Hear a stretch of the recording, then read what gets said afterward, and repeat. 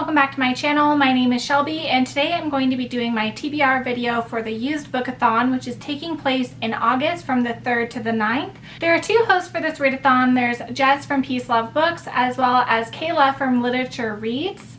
And I'm really excited about this readathon because I love buying used books. I love using library books, and this is focusing on reading used books, whether it be something you personally bought or were gifted, or library books. And they did say that book outlet counts because they are warehouse books. I'm not personally doing any book outlet books, but that is also a great resource for really affordable books.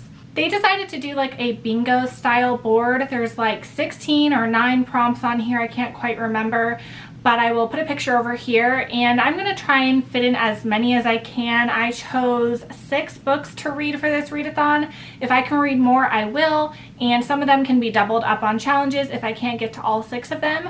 I'm thinking of doing a weekly vlog for this readathon because I had a lot of fun doing vlogs for the readathons in June, so let me know if that's something you would be interested in me doing. I will link the 2 hosts down below as well as the links to all of the books on Goodreads, and let's get right into it. First book I'll be reading for this readathon is Something in the Water by Catherine Steadman. I was gifted this from Beth over at Beth and the Books, and she, I think, purchased this from a library book sale, so this is a used book from a library. So this counts for several different challenges. The first is that it has water on the cover. I don't have a lot of books with water on the cover, so I'm really lucky that this one does. And also it counts for the challenge of reading a buddy read because I'm going to read this with Beth. And then this also takes place in another country. I think it takes place in like Tahiti or Bora Bora, so somewhere tropical overseas, because this does center around a honeymoon that has gone wrong, and so I think they're just in some kind of tropical location. And I think this was also under $2. The next book I'm going to be reading is Don't You Cry by Mary Kubica, and I've never read anything by Mary Kubica. I have another book of hers on my shelf, and this one will count for the challenge of reading a new to me author as well as a book purchased at my favorite used bookstore. And I purchased this at Half Price Books, which is one of my favorite places to purchase books. I don't really know what this one's about. I do know it's a thriller and it's fairly short, so it should be a quick read. And on the tagline inside it says it's an electrifying and addictive tale of deceit and obsession. So I don't really want to know much else. I just know this one sounds amazing. The next book I plan on reading is Before I Let You Go by Kelly Rimmer, and this one doesn't count for a lot of challenges, but it has been on my shelves for a long time and I keep seeing people rate it really highly on Goodreads, and I've heard great things about it. And I do love Kelly Rimmer. She writes amazing stories across a variety of genres, and this one I believe is just a women's fiction novel, and I know hers have a lot of emotion in them. And I believe this is about a woman whose sister is in rehab or in jail, and she has to take custody of her sister's baby. I think that's what it's about, and it sounds really good, really emotional. And I purchased this online used a long time ago, and it's really just time I get to it. It would count for the challenge of reading a book that takes place in another country because Kelly Rimmer is from Australia and a lot of her books take place in Australia or the UK.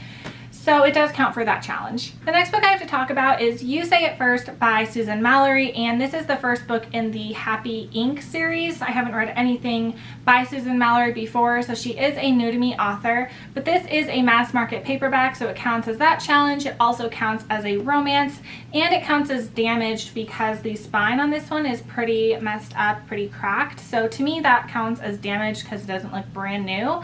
The rest of the book looks great though, it's just the spine that got cracked. But I'm really excited. I've heard good things about this series in particular from Susan Mallory, and I'm really excited to read it during this readathon. The next book I'm reading is Reconstructing Amelia by Kimberly McCreight. I just read her other novel called Where They Found Her, I think is the title, and I loved it, so I'm really excited to read this one.